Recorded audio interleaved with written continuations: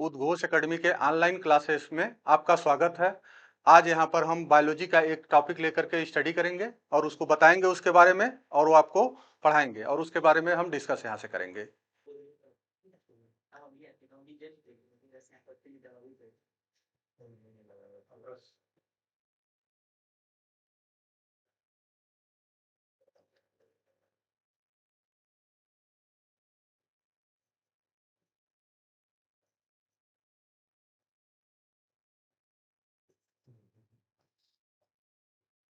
Biology में जैसे mainly जो है हम बायोलॉजी में लिविंग साइंस की स्टडी करते हैं और लिविंग बीइंग के बारे में जानते हैं। हम लिविंग बीइंग में जब बायोलॉजी को हम कैटेगराइज सबसे पहले करते हैं तो बायोलॉजी को हम मेनली 3 पार्ट में शुरुआती डिवाइड करते हैं, जिसमें से एक में हम पढ़ते हैं जिसको हम बोलते हैं जूलॉजी। जूलॉजी में हम टोटल जंतुओं के बारे में स्टडी करते हैं। दूसरा उसका जो ब्रांच होता है उसको हम बोलते हैं बॉटनी। बॉटनी में हम वनस्पतियों एवं बॉटनी प्लांट के बारे में स्टडी करते हैं। तीसरा जो टॉपिक होता है उसका मेन ब्रांचेज उसको हम कहते हैं माइक्रोबायोलॉजी। माइक्रोबायोलॉजी में हम ऐसे ऑर्गेनिज्म की स्टडी करते हैं जिनको हम माइक्रोबायोलॉजी जिनको हम नेकेड आई से नहीं देख पाते हैं, जिनको देखने के लिए हमें माइक्रोस्कोप की आवश्यकता होती है। ऐसे ऑर्गेनिज्म को हम बोलते हैं माइक्रो ऑर्गेनिज्म और उनकी स्टडी को हम बोलते हैं माइक्रोबायोलॉजी। माइक्रोबायोलॉजी में मेनली जो हम स्टडी करते हैं, तो मेनली हम वहां पर स्टडी आज करेंगे, तो हम करेंगे माइक्रोबायोलॉजी में हम बैक्टीरिया के बारे में। माइक्रोबायोलॉजी में हम बैक्टीरिया के बारे में स्टडी करेंगे। बैक्टीरिया एक ऐसा ऑर्गेनिज्म है जो माइक्रोबायोलॉजी में जिसको हम प्रिमिटिव टाइप्स का ऑर्गेनिज्म कह सकते हैं। जिसको प्रिमिटिव, जब हम आगे सेल के बारे में स्टडी करते हैं तो वहां भी 2 तरीके की सेल की बात आती है। एक आता है प्रोकैरियोट और यूकैरियोट। जो बैक्टीरिया होता है वो प्रिमिटिव टाइप्स का सेल होता है। नॉर्मली हम इसको एक तरीके से प्रोकैरियोटिक सेल्स भी बोल सकते हैं। Prokaryotic cell. Prokaryotic cell bacteria को अगर हम ब्रांचेज में तोड़ते हैं तो बैक्टीरिया को हम मेनली 3 ब्रांच में तोड़ देते हैं। सबसे पहले जो प्रिमिटिव टाइप्स का बैक्टीरिया था उस बैक्टीरिया को हम बोलते हैं आर्की बैक्टीरिया।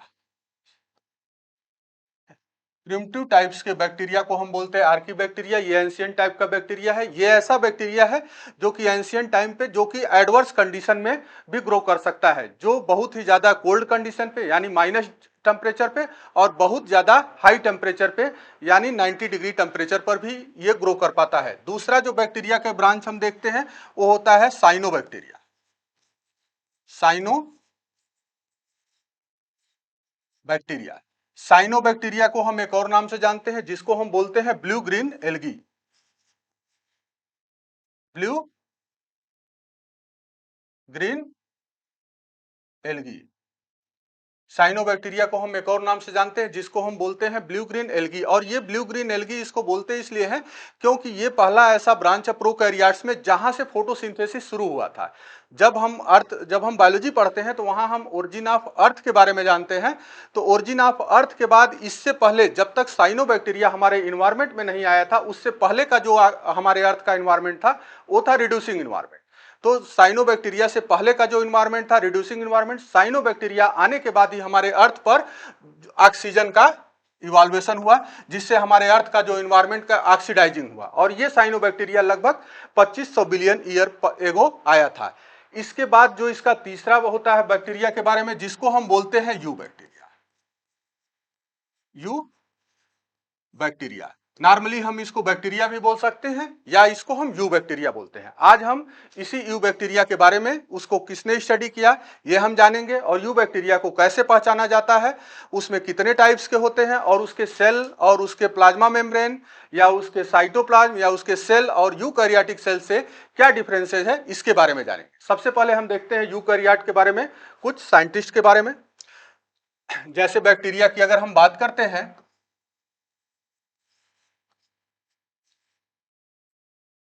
बैक्टीरिया की अगर हम बात करते हैं तो सबसे पहले बैक्टीरिया की स्टडी करने के लिए जो साइंटिस्ट थे उस साइंटिस्ट का नाम था Antony one लीवेनहाग। Antony one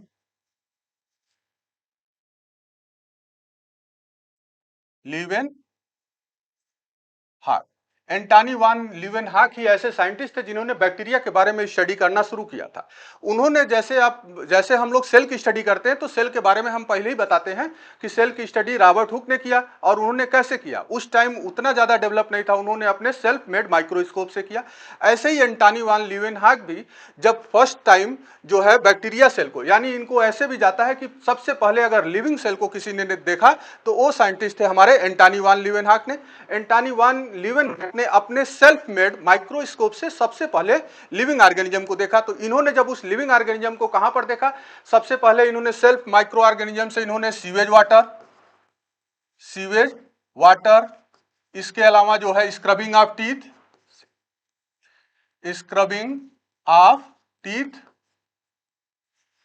and saliva, scrubbing of teeth and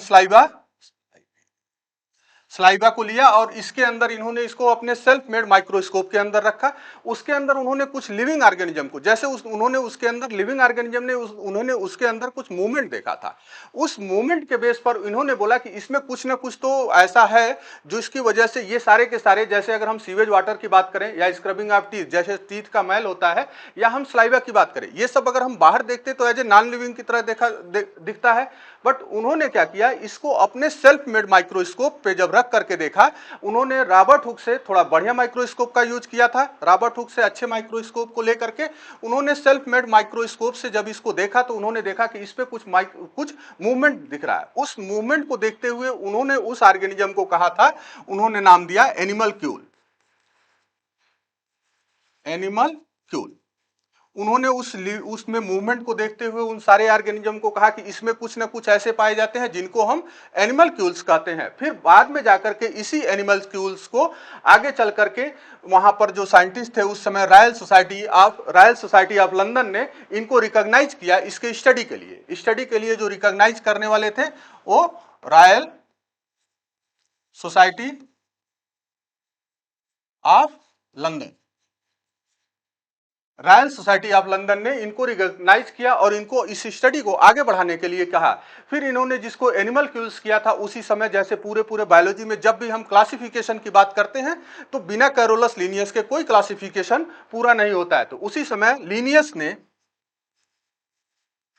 Linnaeus ने इस ऑर्गेनिज्म को वर्मिस का नाम दिया। उन्होंने कहा, जैसे उन्होंने एनिमलक्यूल्स कहा, लीनियस ने उसको वर्मिस कहा। बाद में लीनियस ने उसको क्या कहा, जैसे एनिमलक्यूल जितने भी लिविंग ऑर्गेनिज्म का होता है उनके क्लासिफिकेशन की बात आती है तो कैरोलस लीनियस, चूंकि सारे ऑर्गेनिज्म या बड़े बड़े जितने भी प्लांट एनिमल्स की क्लासिफिकेशन में लीनियस का काफी योगदान रहा है, इसी बेस पे इन्होंने इस एनिमलक्यूल को वर्मिस नाम दिया।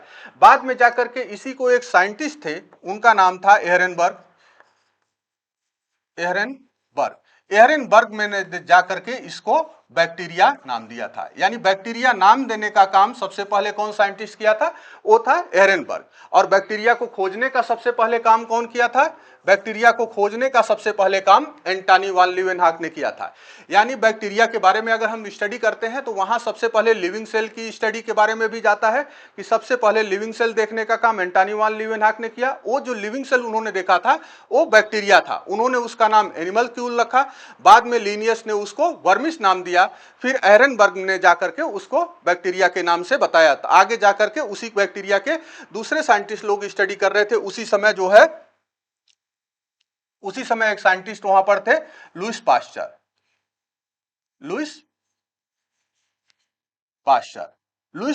स्टडी कर रहे थे। तो लुईस पाश्चर वहां पर स्टडी कर रहे थे फर्मेंटेशन के बारे में। लुईस पाश्चर स्टडी कर रहे थे फर्मेंटेशन के बारे में। तो लुईस पाश्चर ने फर्मेंटेशन की स्टडी करते हुए उन्होंने बताया कि जितने भी माइक्रो ऑर्गेनिज्म होते हैं, माइक्रो ऑर्गेनिज्म की स्टडी जो है फर्मेंटेशन है, उन्होंने बताया इस फर्मेंटेशन प्रक्रिया के होने में बैक्टीरिया का बहुत ज्यादा योगदान है। तो बाद में लुईस पाश्चर ने ऐड कर दिया, उन्होंने कहा कि जितने भी फर्मेंटेशन होते हैं वो लगभग उसके लिए जो रीजन होता है वो होता है बैक्टीरिया। इसी बेस पर लुईस पाश्चर ने एक थ्योरी भी प्रपोज किया था, उस थ्योरी का नाम था germ theory of diseases. Louis Pasteur ने एक थ्योरी प्रपोज किया जिस थ्योरी का नाम था जर्म थ्योरी ऑफ डिजीजेज। इसको बहुत जल्दी मेडिकल साइंस ने इसको एक्सेप्ट किया सबसे पहले। मेडिकल साइंस ने इसको एक्सेप्ट कर लिया। तो लुईस पास्चर के जब थ्योरी को जब मेडिकल साइंस ने एक्सेप्ट कर लिया, तो लुईस पास्चर का ये कहना था कि जितने भी फर्मेंटेशन होते हैं सबके सब बैक्टीरिया होते हैं। तो उसी बैक्टीरिया के बेस पर जब लुईस पास्चर ये थ्योरी दे रहे थे, उसी समय वहां पर एक साइंटिस्ट आए थे जिनका नाम था रॉबर्ट कोच। Robert Koch.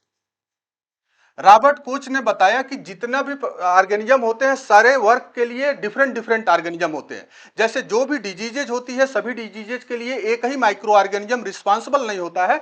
उन्होंने कहा ऐसा नहीं है कि एक ही बैक्टीरिया जो है सभी तरह के फर्मेंटेशन को या सभी तरह के डिजीज को डन कर रहा है। उन्होंने बताया कि जो बैक्टीरिया होते हैं स्पेसिफिक बैक्टीरिया स्पेसिफिक डिजीज के लिए रिस्पांसिबल होता है। तो उन्होंने ऐसे में इसी को बताया था स्पेसिफिक बैक्टीरिया, उसी को नाम दिया गया था कॉज पास्चुलेट। काज पास्चुलेट में उन्होंने बताया कि ऐसा नहीं है एक ही बैक्टीरिया या एक ही माइक्रो ऑर्गेनिज्म कई तरह के डिजीज को काज करता। उन्होंने बताया डिफरेंट टाइप के माइक्रो ऑर्गेनिज्म डिफरेंट तरह के डिजीज को काज करते हैं। उन्होंने कुल मिलाकर के यहाँ पर 3 डिजीज की बात की थी। उन्होंने एक डिजीज सबसे पहले जो डिजीज बात की थी उन्होंने कहा था एंथ्रेक्स। एंथ्रेक्स डिजीज जो होता था ये एक तरह के बैक्टीरिया जिसको हम कह सकते हैं बैसिलस एंथ्रैक्सिस से होता था। तो ये जो है एंथ्रैक्स डिजीज होता था जो कि एनिमल्स के अंदर होता था। इसके बाद उन्होंने दूसरा जो डिजीज बताया था वो बताया था कलरा। ये जो है ह्यूमंस के अंदर होता है। और इसके लिए उन्होंने जो पैथोजन का नाम लिया था उन्होंने वाइब्रियो कालरी के बारे में बात कहा था। इसी बेस पे रॉबर्ट कॉच ने एक और काम किया था। रॉबर्ट कॉच ने ये बताया कि बैसिलस वो जो है बैसिलस एंथ्रेसिस एनिमल्स के अंदर एंथ्रेक्स डिजीज काज करता है। इसके अलावा कालरा ह्यूमंस के अंदर जो होता है उसको काज करने का जो काजल ऑर्गेनिज्म उन्होंने वाइब्रियो कालरी बताया। उन्होंने उनके बताने का ये कहने का मतलब था जो यहाँ पे रॉबर्ट कोच जो ऊपर जो उन्होंने बोला था जर्म थ्योरी ऑफ डिजीजेज में, तो लुईस पास्चर ने उनका कहने का मतलब था कि सारे डिजीज एक ही माइक्रो ऑर्गेनिज्म से होते हैं। तो उसी को रॉबर्ट कॉच ने क्या कर दिया डिफरेंट टाइप से डिस्ट्रीब्यूट कर दिया। उन्होंने कहा कि स्पेसिफिक डिजीज के लिए स्पेसिफिक माइक्रो ऑर्गेनिज्म रिस्पांसिबल होते हैं। उसी चीज के लिए उन्होंने सबसे पहले बैक्टीरिया का कल्चर किया। बैक्टीरिया का कल्चर से मतलब है बैक्टीरिया को सबसे पहले जो है लैब के अंदर ग्रो कराना। बैक्टीरिया को सबसे पहले लैब में ग्रो कराने का काम जो है रॉबर्ट कोच ने किया। इसी बेस पर इनको जो है नोबेल प्राइज से अवार्ड किया गया। नोबेल इसी बेस पे इनको नोबेल प्राइज अवार्ड किया गया। इनके बाद जो है जब इन्होंने ये डिजीज दिया रॉबर्ट कोच को, इसी बेस पे रॉबर्ट कोच को जो है फादर ऑफ बैक्टीरियोलॉजी से बोला गया। फादर ऑफ बैक्टीरियोलॉजी बोला गया। इसके अलावा फादर ऑफ माइक्रोबायोलॉजी का जो क्रेडिट गया फादर ऑफ माइक्रो बायोलॉजी ये जो है एंटनी वान लीवेनहॉक को गया। एंटनी वान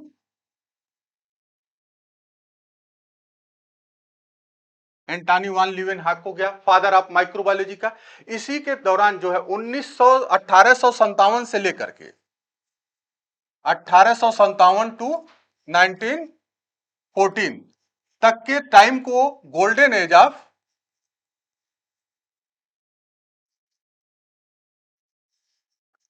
माइक्रोबायोलॉजी कहा गया।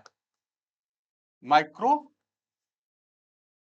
बायोलॉजी कहा गया। ये तो साइंटिस्टों का डिस्क्रिप्शन था कि जो साइंटिस्ट अब तक थे, जो जिन साइंटिस्टों का इसमें काम किए और उन्होंने बैक्टीरिया के बारे में बताए। यहाँ के बाद से जो हम पढ़ेंगे वो सबसे पहले अगर हम किसी चीज को पढ़ने जाते हैं तो सबसे पहले उसकी आइडेंटिफिकेशन के बारे में पढ़ते हैं कि उसको हम पहचानेंगे कैसे। तो पहचानने के लिए यहाँ पर जो सबसे पहले जो पहचानने की बात की जाती है तो वहां पर एक तरीके की स्टेनिंग टेक्निक का यूज किया गया जिसको हम कहते हैं ग्राम स्टेनिंग। ग्राम स्टेनिंग एक टेक्निक का यूज किया गया जिसको हम कहते हैं ग्राम स्टेनिंग। और ग्राम स्टेनिंग के थ्रू हम दो तरीके की बैक्टीरिया के बारे में स्टडी करते हैं। एक को हम बोलते हैं ग्राम पॉजिटिव और दूसरे को हम बोलते हैं ग्राम निगेटिव।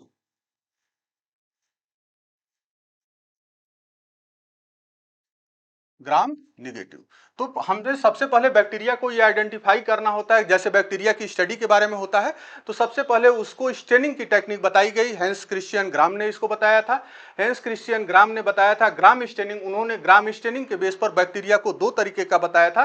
कुछ बैक्टीरिया को उन्होंने बताया था ग्राम पॉजिटिव बैक्टीरिया और कुछ को बोला था ग्राम निगेटिव बैक्टीरिया। तो इसकी स्टेनिंग टेक्निक को हम देख लेते हैं। ग्राम स्टेनिंग क्या टेक्निक होता है, देखिए।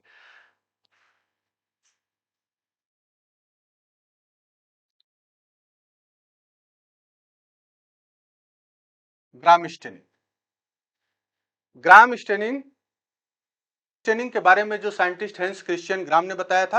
ग्राम स्टेनिंग हम किस बेस पे करते हैं, ग्राम स्टेनिंग को हम देखते हैं। ग्राम स्टेनिंग में मेनली जो हम यूज करते हैं उसमें हम ग्राम पॉजिटिव और ग्राम निगेटिव बैक्टीरिया की बात करते हैं।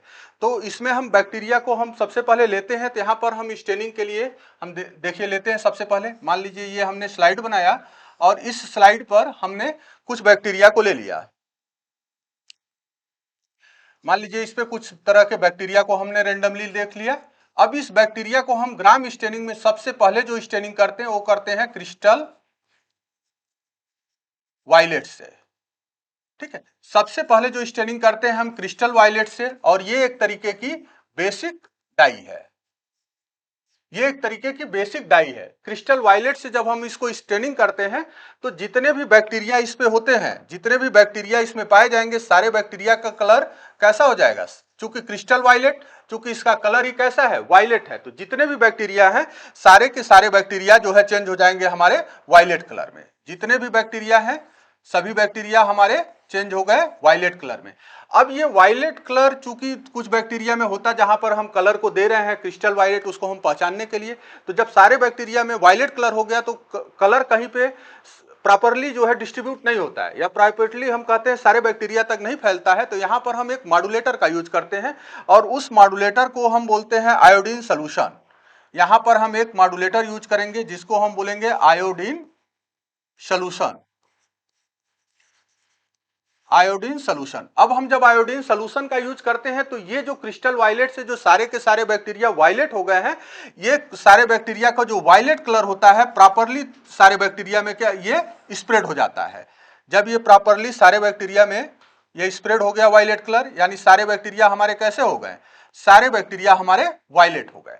अब इसके बाद यहां पर हम एक यूज करते हैं डीकलराइजिंग एजेंट। जब हम इस क्रिस्टल वायलेट के बाद हम यहां पर यूज करते हैं एक डीकलराइजिंग agent, D डीकलराइजिंग agent.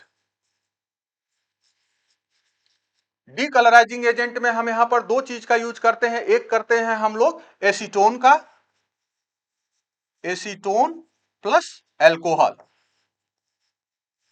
Acetone plus alcohol. जब हम एसीटोन एल्कोहल से डीकलराइजिंग का यूज करते हैं तो यहां पर जो हमारे पास बैक्टीरिया होते हैं, तो यहां पर क्या होता है, यहां पर कुछ बैक्टीरिया इस कलर को लिए रहते हैं क्रिस्टल वायलेट, कुछ बैक्टीरिया इस क्रिस्टल वायलेट को एज इट इज लिए रहते हैं और कुछ बैक्टीरिया का कलर डीकलराइजिंग हो जाता है। तो डीकलराइजिंग को हम यहाँ पर ग्रीन येलो कलर से दिखाते हैं। कुछ बैक्टीरिया कैसा हो गया, कुछ बैक्टीरिया डी कलर हो गया। जब डी कलर हो गया तो ऐसे बैक्टीरिया जो क्या कर दिए, जो क्रिस्टल वायलेट को अभी तक एक्सेप्ट किए हुए हैं और क्रिस्टल वायलेट कलर को रिटेन किए हुए हैं, ऐसे बैक्टीरिया को हम बोलते हैं gram positive bacteria. Gram positive bacteria. ऐसे बैक्टीरिया जो क्रिस्टल वायलेट कलर को रिमूव हो जाता है जिससे, उसको हम बोलते हैं ग्राम निगेटिव बैक्टीरिया। यानी ऐसे बैक्टीरिया जो क्रिस्टल वायलेट कलर को रिटेन किए हुए हैं उनको हम बोलते हैं ग्राम पॉजिटिव। जो क्रिस्टल वायलेट को रिटेन नहीं किए होते हैं उनको हम बोलते हैं ग्राम निगेटिव। फिर यहां पर हम एक काउंटर कलर लगाते हैं। काउंटर कलर में हम जो यूज करते हैं वो हम करते हैं सेफ्रोनिन का। एक काउंटर कलर एजेंट हम लगाते हैं, तो counter colour, counter stand, counter stand में हम जो यूज करते हैं सबस्टेंस उसका नाम होता है सेफ्रोनिन। सेफ्रोनिन।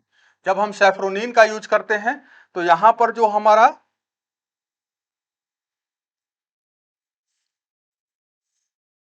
यहां पर जो हमारा ग्राम पॉजिटिव बैक्टीरिया है वो अपना कलर को रिटेन किए रहेगा वायलेट ही, और जो ग्राम निगेटिव बैक्टीरिया होता है वो अपने कलर को, उसका कलर हो जाता है रेड। यानी यहां पर हम देखेंगे तो ये कौन सा बैक्टीरिया हो गया, जो वायलेट कलर का जो अपने कलर को रिटेन किया रहा उसको हम कहेंगे ग्राम पॉजिटिव, और जो अपने कलर को डिस्कलर हो गया था फिर उस सेफ्रोनिन से कलर हो गया उसको हम कहेंगे ग्राम निगेटिव। यानी ये बैक्टीरिया को जब हम बैक्टीरिया की स्टेनिंग करते हैं तो बैक्टीरिया में हम दो तरीके की बैक्टीरिया की बात करते हैं। जब भी हम आगे बैक्टीरिया बताएंगे तो वहां सेल वॉल से लेकर के जितने भी ऑर्गेनिज्म की बार बार हम बात करेंगे तो वहां बार बार हम ग्राम पॉजिटिव ग्राम निगेटिव की बात करेंगे। तो ग्राम पॉजिटिव ग्राम निगेटिव में डिफरेंस के लिए ये बातें बताई जाती है, जैसे जो उसकी स्टेनिंग टेक्निक के बेस पर ही यहाँ पर देखा जाता है। जैसे स्टेनिंग टेक्निक के बेस पे ही हैंस क्रिश्चियन ग्रैम ने इसको दो पार्ट में डिवाइड किया गया था। उन्होंने उसको ग्राम पॉजिटिव और ग्राम निगेटिव में डिवाइड किया गया था। इसके लिए देखिए शॉर्टकट फार्मूला, जैसे पूरे जानने के लिए कि ये पूरा का पूरा जो ग्राम निगेटिव ग्राम पॉजिटिव है, जो ग्राम स्टेनिंग है, उसके लिए आपको केवल इतना याद रहे CIAS। ये आपको पूरा का पूरा ग्राम स्टेनिंग के बारे में इतने चार वर्ड से आप याद कर सकते हैं। जैसे अगर आपको ग्राम स्टेनिंग से पता है तो C का मतलब हो गया क्रिस्टल वायलेट, I का मतलब हो गया आयोडीन जो मॉड्यूलेटर का यूज करते हैं, ए का मतलब हो गया एल्कोहल एंड एसीटोन जो हम किसका यूज करते हैं, जिसको हम डीकलराइजिंग एजेंट यूज करते हैं, और यस का हो गया सेफ्रोनिन। यहां पर CIAS यानी crystal violet, iodine, alcohol and acetone, उसके बाद हम यूज कर लेते हैं सेफ्रोनिन। इसके यूज के बाद जो बैक्टीरिया हमको कैसा दिखा, जो हमको वायलेट कलर रिटेन किए हुए दिखा, उसको हम क्या कहेंगे ग्राम पॉजिटिव। जो वायलेट कलर को छोड़ दिया और बाद में उसको हमें काउंटर स्टेन करना पड़ गया, काउंटर ताकि हमको प्रॉपरली विजन कर सके उसका, उसको हम कहेंगे ग्राम निगेटिव बैक्टीरिया। ये ऐसे ही है जैसे कॉटन का कपड़ा और प्लास्टिक पॉलिस्टर का कपड़ा। जैसे कॉटन के कपड़े पर एक बार अगर आप जो कलर चढ़ा देंगे वो कलर लगातार जो है बना रहेगा, जबकि पॉलिस्टर के कपड़े पर अगर कलर चढ़ाएंगे फिर उसको डिकलर करना चाहेंगे तो क्या हो जाएगा, डिकलर हो जाएगा। सेम इसी तरीके से बैक्टीरिया की बात आती है, gram positive and gram negative, इन्हीं दो के बेस पर हम इसको टर्म देते हैं ग्राम पॉजिटिव। अब यहां पर हम अब शुरू करते हैं बैक्टीरिया का स्ट्रक्चर और बैक्टीरिया के बारे में।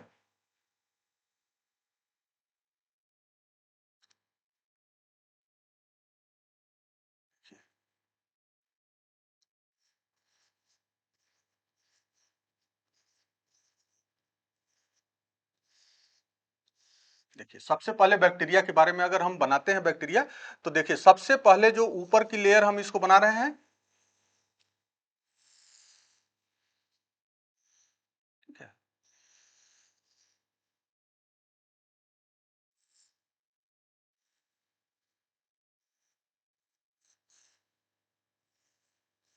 ऊपर की जो बैक्टीरिया की सबसे आउटर लेयर होती है इसको हम कहते हैं सेल वॉल।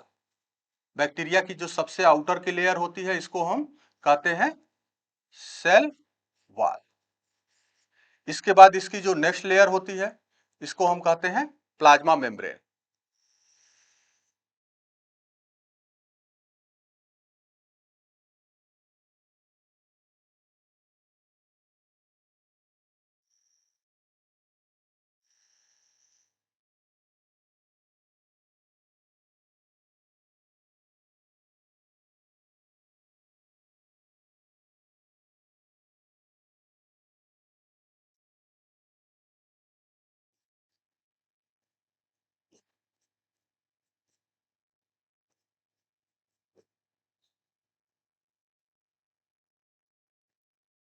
नेक्स्ट दूसरी लेयर है, इसको हम कहते हैं प्लाज्मा मेम्ब्रेन। इसके अलावा बैक्टीरिया में एक डीएनए पाया जाता है जो मेन डीएनए, जिसको हम बोलते हैं सर्कुलर डीएनए कह सकते हैं, इसको हम बोलते हैं सर्कुलर डीएनए। इसके बाद इसमें हमारा राइबोसोम्स पाया जाता है, राइबोसोम्स। जो इसमें राइबोसोम्स पाया जाता है वो है हमारा 70S टाइप का।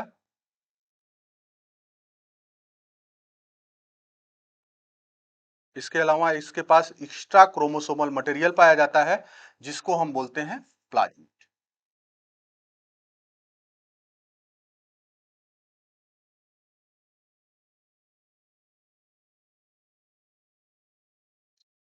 इसके पास जो इसका लोकोमोटरी ऑर्गन होता है उसको हम बोलते हैं फ्लैजिला।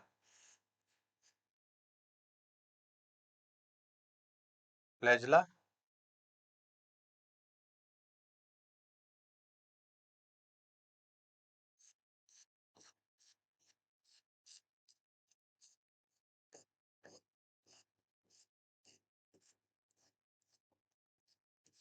इसको हम बोलते हैं पिलाई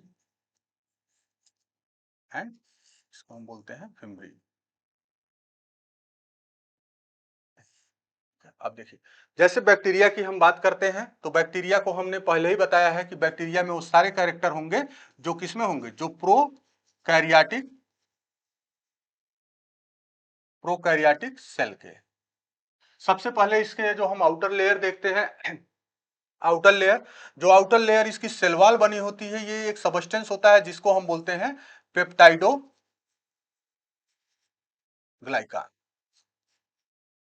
आउटर लेयर बैक्टीरिया की जो बनी होती है उस सबस्टेंस का नाम होता है पेप्टाइडोग्लाइकान, जो उससे बहुत सारे जो एंटीबायोटिक या जो उसके सर्वाइवल के लिए रेसिस्टेंट का काम करती है। और ये पेप्टाइडोग्लाइकान अगर हम केमिकली देखते हैं तो ये दो तरीके के सबस्टेंस से मिलकर बना होता है। एक होता है एन एसिटाइल ग्लूटामिक एसिड और दूसरा होता है एन एसिटाइल म्यूरेमिक एसिड। इसको हम कह सकते हैं NaM और इसको हम शॉर्ट में बोलते हैं NaG। दोनों का जो लिंकेज होता है बीटा 1,4 ग्लाइकोसिडिक लिंकेज। यानी बैक्टीरिया की जो सबसे आउटर की लेयर होती है सेल वॉल, उस लेयर बनी होती है, सेल वॉल किसकी बनी होती है, सेल वॉल बनी होती है पेप्टाइडोग्लाइकान की। और पेप्टाइडोग्लाइकान एक सबस्टेंस होता है जो हाई मॉलिक्यूलर वेट का होता है, ऑर्गेनिक कंपाउंड है। ये दो सबस्टेंस से मिलकर बना होता है। एक सबस्टेंस को हम बोलते हैं N acetyl glutamic acid NaG और दूसरे को हम बोलते हैं एन एसिटाइल म्यूरेमिक एसिड। तो इसको हम नैम और NaG नेक के नाम से जानते हैं। और इसके जो दूसरा होता है इसके ऊपर, इसके अलावा इसके जो पाई जाती है plasma membrane. Plasma membrane mainly जैसे सभी ऑर्गेनिज्म की होती है पेप्टाइडोग्लाइकान, पेप्टाइडोग्लाइकान, सॉरी कट जाएगा ना ये,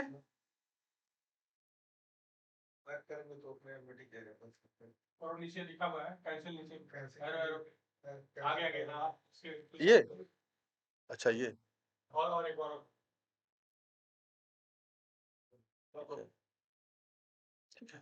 देखिए, दूसरा जो मेम्ब्रेन होता है सबसे बाहर का मेम्ब्रेन है सेल वॉल, जो बना होता है पेप्टाइडोग्लाइकान का। दूसरा हम बता रहे हैं इस पे होता है प्लाज्मा मेम्ब्रेन।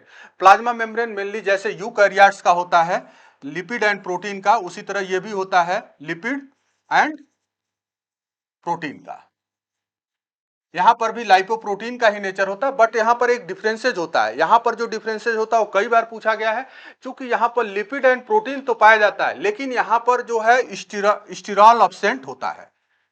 स्टीरॉल जो कि यूकैरियोट्स का नॉर्मल होता है, ये बैक्टीरिया के अंदर एब्सेंट होता है। यानी bacterial plasma membrane lipid and proteins की तो बनी होगी, बट उसके अंदर क्या होगा, स्टेरॉल नहीं होगा। स्टेरॉल के प्लेस पर इसमें जो पाया जाता है उसको हम बोलते हैं हैप्पीनॉइड, हैप्पीटोनॉइड्स,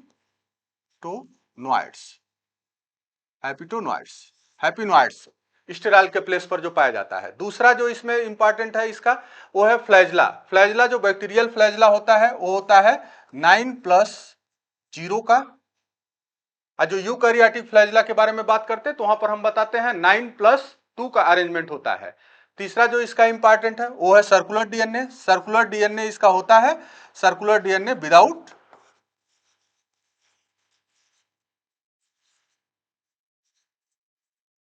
हिस्टोन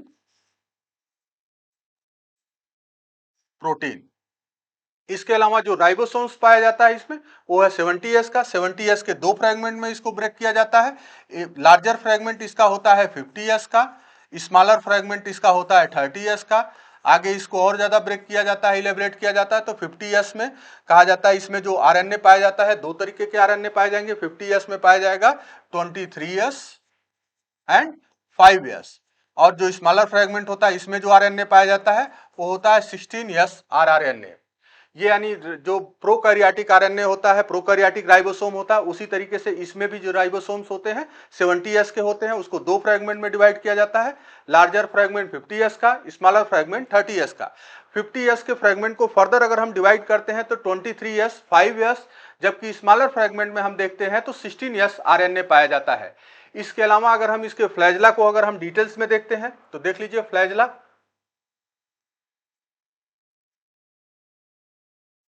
फ्लैजला को हम दो बार में हम डिटेल में देखते हैं। एक तो फ्लैजलर का शेप, जैसे फ्लैजला का जो एक होता है जिसकी आउटर सरफेस स्मूथ होती है, जब इसकी आउटर सरफेस स्मूथ होती है तो इसको हम बोलते हैं whip less flagella. Outer surface अगर स्मूथ है तो इसको हम बोलेंगे विपलेस फ्लैजला। अगर आउटर सरफेस पे इसके हेयर लाइक स्ट्रक्चर पाए जाते हैं तो ऐसे फ्लैजला को हम बोलते हैं टेंसाइल फ्लैजला।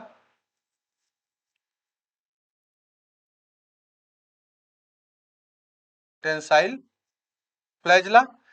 इसके अलावा फ्लैजलर अरेंजमेंट में हमने बोला कि जो प्रोकैरियोटिक फ्लैजला होता है उसका अरेंजमेंट होता है 9+0 का। 9+0 का मतलब होता है जो ये प्रोटीन से बना होता है, ट्यूबुलिन प्रोटीन, इसके अंदर जो है 9+0 का अरेंजमेंट होता है। जैसे 9 में 1, 2, 3, 4, 5, 6, 7, 8, 9।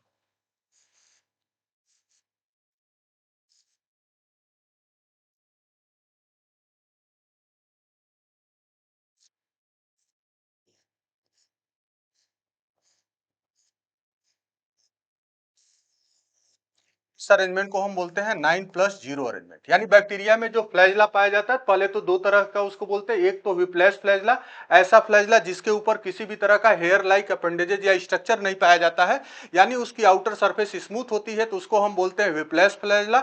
अगर आउटर लेयर पे, उसके फ्लैजला के आउटर लेयर पे अगर क्या प्रेजेंट हो, अगर हेयर प्रेजेंट हो तो उसको हम बोलते हैं टेंसाइल फ्लैजला। अगर हम इसी की सेक्शनिंग जब काटते हैं तो उस अरेंजमेंट में हम देखते हैं 9+0 का अरेंजमेंट पाया जाता है ट्यूबुलिन प्रोटीन का। 9+0 का अरेंजमेंट। अब इस अरेंजमेंट से जैसे जो फ्लैजलर का मूवमेंट होता है तो फ्लैजला के जो पार्ट होते हैं, फ्लैजला में हम मेनली देखते हैं दो पार्ट होता है। एक तो उसका होता है ये जैसे फिलामेंटस पार्ट जिसको हम बाहर, जिसको हम देख सकते हैं। दूसरा उसका होता है हुक। फ्लैजला में दूसरा उसका पाया जाता है, इसको हम बोलते हैं फिलामेंट, और दूसरा हो जाता है हुक। आउटर लेयर पे फ्लैजला, फिर उसके बाद हुक। अब ये फ्लैजला का मूवमेंट, ये बैक्टीरिया एक जगह से दूसरे जगह जाता कैसे है, तो ऐसे तो दिख रहा है फ्लैजला, जैसे ऊपर से ऐसे हाथ हिलाने से तो बैक्टीरिया चल नहीं पाएगा। ऐसे में बैक्टीरिया का जो फ्लैजला होता है इसके अंदर डिफरेंट टाइप ऑफ रिंग पाई जाती है। जैसे हम मशीन और बोरिंग को देखते हैं कि एक जगह से स्टार्ट करते हैं, उसको दूसरे जगह से फीता से रिबन से जोड़ देते हैं, जिससे दूसरा चलता, उसी से तीसरा, सिंपल इसी तरीके से इसके फ्लैजलर में भी कई तरह के रिंग होते हैं। जैसे इसका हम देखते हैं अगर, तो यहां पर हम देख लेते हैं इसको। सबसे बाहर की तरफ तो ये फिलामेंट होगा, इसमें किसी भी तरीके का कोई चेंज नहीं होगा। जहां से इसके बाद इसका शुरू होता है हुक रीजन। हुक रीजन में जो सबसे बाहर की रिंग पाई जाती है ये होती है, इसको हम बोलते हैं, इसको हम बोलते हैं पी रिंग। और ये पी रिंग कहां पर पाई जाती है, नॉर्मली हम देखते हैं पेप्टाइडोग्लाइकान में पी रिंग पाई जाती है। और इसी पी रिंग के नीचे जब हम जाते हैं, जब इसकी प्लाज्मा मेम्ब्रेन की बात आती है, जैसे ऊपर के रीजन में यहां पर पाई जाती है, जिसको हम बोलते हैं यल रिंग।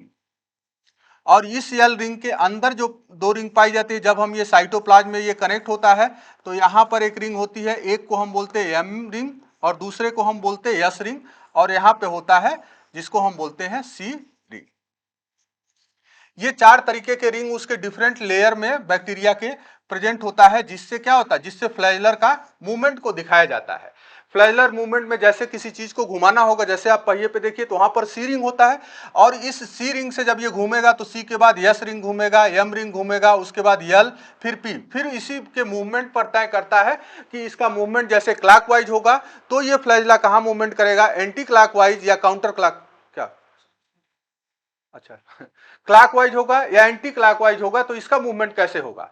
तो यहां पर हम देखते हैं जैसे जब क्लॉकवाइज मूवमेंट होता है, क्लॉक वाइज मूवमेंट में फ्लैजला जो है स्थिर हो जाता है, यानी एक जगह पर स्टे हो जाता है, तो वहां पर मूवमेंट होता है क्लॉकवाइज।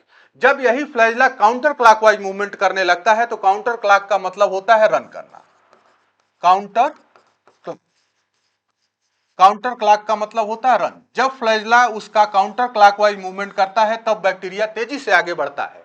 तो ये बैक्टीरिया के हमारे फ्लैजलर के कुछ पार्ट हो गए। जैसे हमने एक चीज बताया आपको कि फ्लैजला फ्लैजला के बारे में। अब सिंपल जैसे हम यहां पर जो हम देखते हैं बैक्टीरिया का जैसे हमने फ्लैजला, अब अगर हम इसी चीज को हम कहते हैं पेप्टाइडोग्लाइकान रिंग की बात करते हैं तो पेप्टाइड, दूसरा सेलवाल, सेलवाल के बारे में आपको बता दिया गया। पेप्टाइडोग्लाइकान एन एस्टिल म्यूरिमिक एसिड और एन एस्टिल ग्लूटामिक एसिड होता है। इस फ्लैजला के बाद देखिए दो और हेयर लाइक अपेंडेजेस की बात की गई, एक कहा गया पिलाई और दूसरा कहा गया फिम्बरी। अब देख लीजिए पिलाई और फिम्बरी का क्या काम होता है।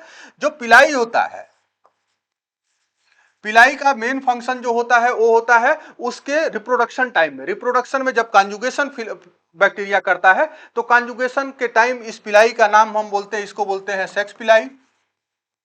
इसके अलावा जब ये रेसिस्टेंट, जब एक बैक्टीरिया दूसरे बैक्टीरिया से कॉन्जुगेशन, तो वहां पे कॉन्जुगेशन पाथवे बनाता है, इस बेस पे हम उसको बोलते हैं पिलाई।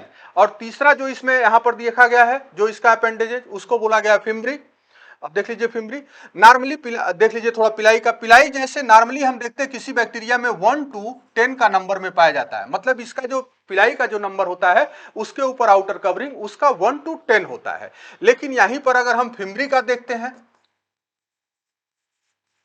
फिम्बरी का नंबर जो है मोर देन 1000 होता है।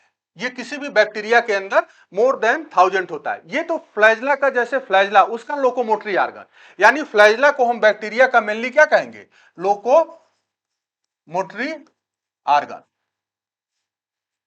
अब दूसरा जब हम इसी में देख लेते हैं, दूसरा जैसे यहां पर हमने बताया है प्लाज्मा मेम्ब्रेन के बारे में। अब यहां पर प्लाज्मा मेम्ब्रेन को हम देख लेते हैं कि प्लाज्मा मेम्ब्रेन को और क्या कर सकते हैं। देखिए प्लाज्मा मेम्ब्रेन, प्लाज्मा मेम्ब्रेन में हम जब यहां पर पढ़ते हैं तो वहां पर हायर क्लास के जो भी ऑर्गेनिज्म है उसमें हम प्लाज्मा मेम्ब्रेन के बारे में इस तरीके से हम स्टडी करते हैं। उसमें हम कहते हैं दो चीजों से ये मिलके मेनली बना होता है, एक होता है लिपिड और दूसरा होता है प्रोटीन।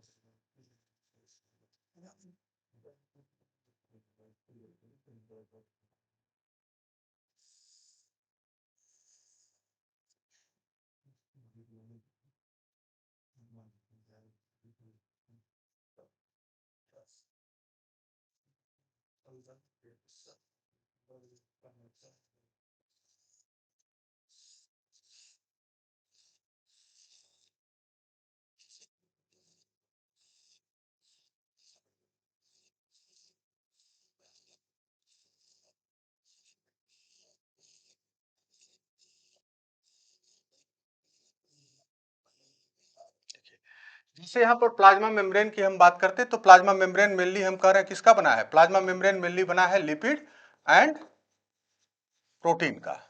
ठीक है, लिपिड एंड प्रोटीन का प्लाज्मा मेम्ब्रेन दो सबस्टेंस से मिलकर बना है। तो यहाँ पर प्लाज्मा मेम्ब्रेन में दो एक डिफरेंसेज मिलता है, जैसे इसीलिए हम आपको शुरू में ही स्टडी के बारे में बताया है, जैसे ग्राम निगेटिव और ग्राम पॉजिटिव। ग्राम पॉजिटिव सबसे पहला डिफरेंस तो आपको पहले ही बता दिए हैं कि जैसे जो प्लाज्मा मेम्ब्रेन में पाया जाता है नॉर्मली लिपिड एंड प्रोटीन, जो यूकैरियोट्स होते हैं उसके अंदर पाया जाता है स्टेरॉल, जबकि बैक्टीरिया के अंदर क्या होता है, ये एब्सेंट होता है, इसकी जगह पर हैप्पीनोइड हैप्पीनोइड्स पाया गया।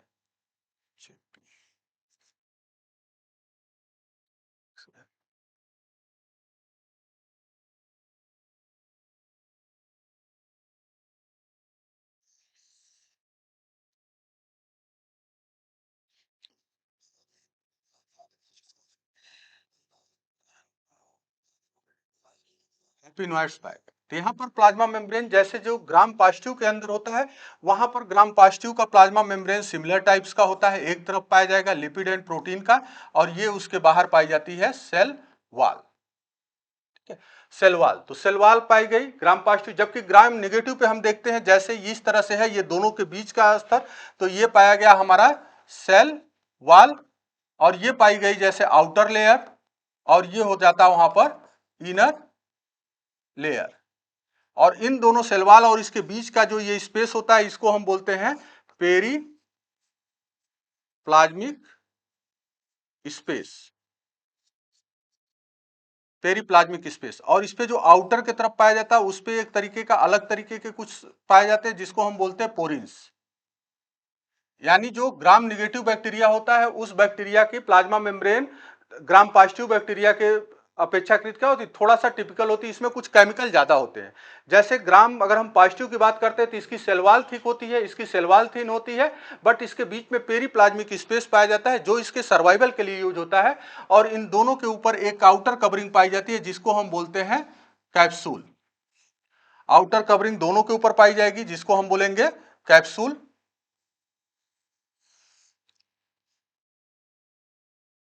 कैप्सूल, यहां पर एक और टर्म दिया जाता है जब इसकी कैप्सूल की बात करते हैं, तो यहां पर बैक्टीरिया से एक क्वेश्चन पूछा जाता है, अक्सर पूछा गया है। उस क्वेश्चन को हम बोलते हैं ग्लाइकोकैलिक्स। ग्लाइकोकैलिक्स, ग्लाइकोकैलिक्स क्या है? तो ग्लाइकोकैलिक्स में कई जगह लोग कंफ्यूज करते हैं, ये टिश्यू का स्ट्रक्चर लगता है एनिमल का, बट ग्लाइकोकैलिक्स यहां पर पॉलीसैकेराइड ऑफ जो शुगर मॉलिक्यूल्स होता है इसके पास, polysaccharide of sugar molecule, polysaccharide of sugar molecules होता है। तो पॉलीसैकेराइड ऑफ शुगर मॉलिक्यूल्स, वो भी उसका नेचर कैसा होता है, जेली लाइक, जेली लाइक होता है। तो उसी को हम बोलते हैं ग्लाइकोकैलिक्स। यानी प्लाज्मा मेम्ब्रेन में भी दो तरीके की बात की जाती है। एक तो इसमें प्लाज्मा मेम्ब्रेन जितने भी बैक्टीरिया होंगे, जो भी प्रोकैरियोट्स होंगे, उसमें स्टेरॉल नहीं पाया जाता है, जबकि यूकैरियोट्स में स्टेरॉल पाया जाता है। प्रोकैरियोट्स में स्टेरॉल के प्लेस पर जो पाया जाता है, उसको हम बोलते हैं हैप्पीनॉइड्स। और यहाँ पर जो हम ग्राम निगेटिव बैक्टीरिया की जब हम बात करेंगे, तो ग्राम निगेटिव बैक्टीरिया में एक बीच में सेलवाल, सेलवाल तो दोनों में एक ही चीज की बनी होती है, यहां पर बनी होती है भी पेप्टाइडो ग्लाइकान की। बैक्टीरियल सेलवाल पूरी की पूरी जहां पर भी हम देखेंगे, वहां पर भी एक टर्म हम देंगे कि ये बना होता है हमारा पेप्टाइडो ग्लाइकान की। और इसके अलावा इसमें प्लाज्मा मेम्ब्रेन की हम बात करें, प्लाज्मा मेम्ब्रेन में एक तो स्ट्रक्चर लिपिड एंड प्रोटीन्स की बनी होती है, और आउटर लेयर और इनर लेयर दोनों के बीच में एक स्पेस होता है, जिसको हम बोलते हैं पेरीप्लाज्मिक। ये सिर्फ और सिर्फ ग्राम निगेटिव में पाई जाती है, ग्राम पॉजिटिव में नहीं पाई जाती है। ग्राम निगेटिव में पोरिन्स नाम का एक पोरिन्स पाया जाता है, जिसकी वजह से आउटर पोर जो ये पेरीप्लाज्मिक स्पेस है, उसमें एयर कैविटी या एयर स्पेसेस होता है, जिसकी तरह से ये कैसा, ये एक इंसुलेटर की तरह काम करता है। जैसे उसके ऊपर जर्क पड़े तो दोनों के बीच में ये क्या करता है, एक इंसुलेटर और एक इसकी शाक थेरेपी, मतलब इसको शाक न लगने पाए उससे बचाने का काम करता है, और पोरिन्स के थ्रू। अब इसमें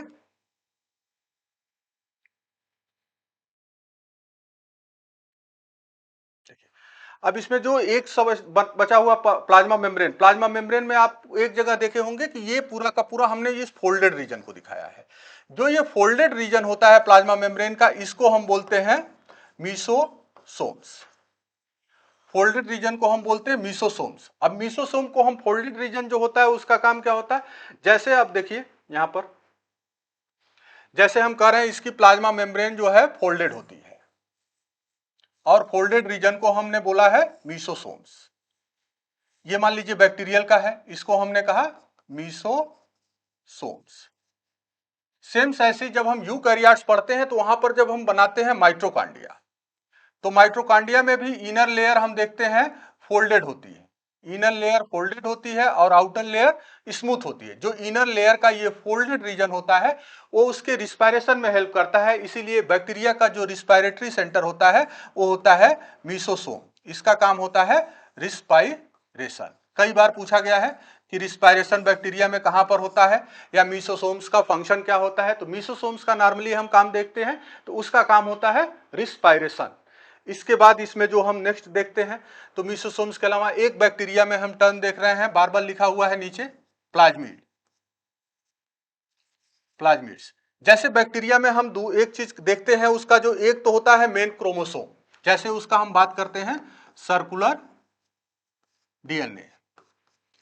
सर्कुलर डीएनए, तो बैक्टीरिया के अंदर हमारा सर्कुलर डीएनए पाया जाता है। Circular DNA as like eukaryotes की तरह डबल हेलिक्स स्ट्रक्चर होगा।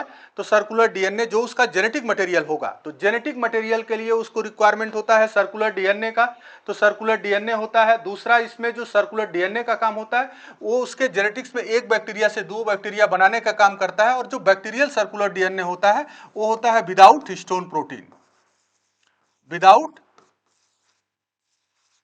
हिस्टोन प्रोटीन, यानी बैक्टीरियल डीएनए को हम बोल सकते हैं विदाउट हिस्टोन प्रोटीन। अब विदाउट हिस्टोन प्रोटीन उसमें नहीं है, यानी उसको अरेंजमेंट रखने के लिए जगह नहीं है। ये हिस्टोन प्रोटीन यूकैरियोट्स में हम बात करते हैं, जैसे कहीं पे होता है छोटा पाइप या बड़ा पाइप, बड़े पाइप को रखने के लिए हमें फोल्ड करके जरूरत पड़ती है। तो यूकैरियोटिक जो डीएनए होता है काफी बड़ा होता है, इसीलिए उसको फोल्डेड के लिए हम वहां पर हिस्टोन प्रोटीन रखते हैं, एक तो उसके फोल्डेड, एक उसके बैलेंसिंग के लिए। यहां पर इसका चूंकि क्रोमोसोम काफी छोटा होता है, मैक्सिमम बैक्टीरिया में हम देखते हैं एक क्रोमोसोम होता है, कुछ बैक्टीरिया हैं जिनमें एक से ज्यादा होता है। जैसे नॉर्मली हम कॉलरा वाली बैक्टीरिया की बात करते हैं तो उसमें दो क्रोमोसोम पाया जाता है।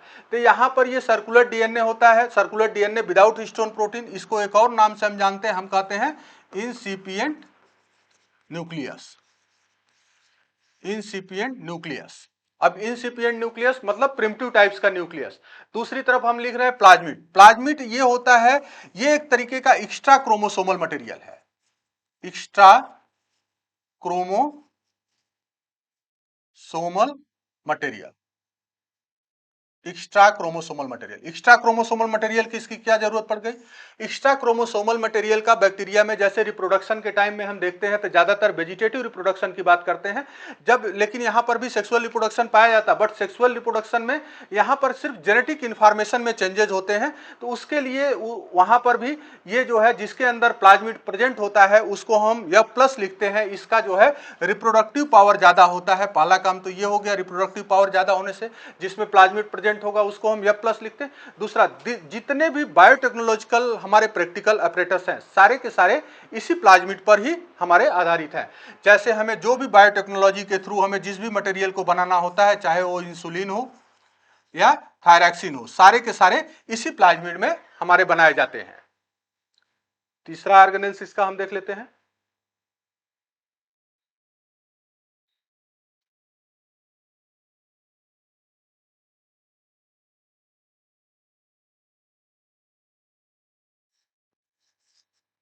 राइबोसोम्स। राइबोसोम्स हम कह रहे हैं इसमें कितने एस का पाया जाएगा? इसमें पाया जाएगा 70 एस का। और राइबोसोम का काम होता है हमारा, मेनली हम इसको कहते हैं site of protein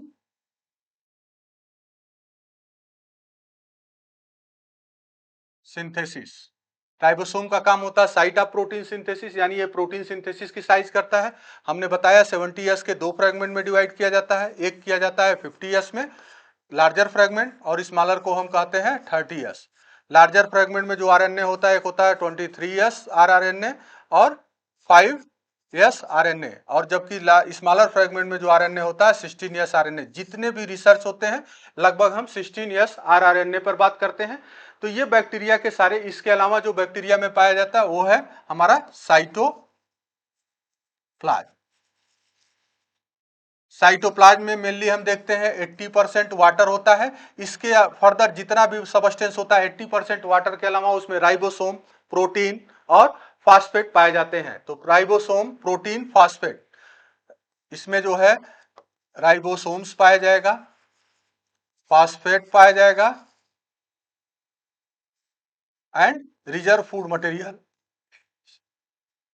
reserve food material, ये सब जो है हमारे साइटोप्लाज्म में पाए जाएंगे। और साइटोप्लाज्म में ही सभी तरह के रिएक्शंस डन होते हैं और उसमें 80% लगभग वाटर होता है। अब इसी के वजह से जैसे किसी भी लिविंग ऑर्गेनिज्म के अंदर जो क्राइटेरिया होता है, किसी भी लिविंग ऑर्गेनिज्म के सर्वाइवल के लिए तीन बात होती है। एक होता है उसके लिए फूड का,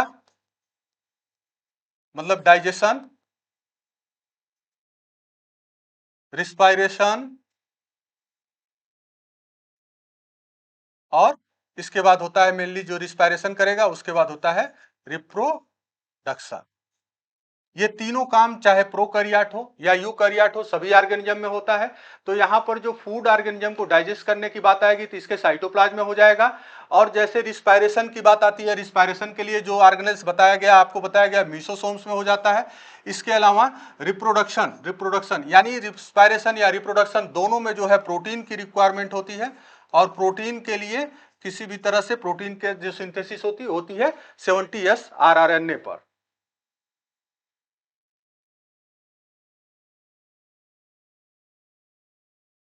ये आपके बैक्टीरिया के सभी ऑर्गेनेल्स के बारे में हमने बता दिया है। इसके अलावा अगर किसी को कंफ्यूजन कुछ होगा तो हमसे पूछ सकता है कमेंट में लिख करके। थैंक्स।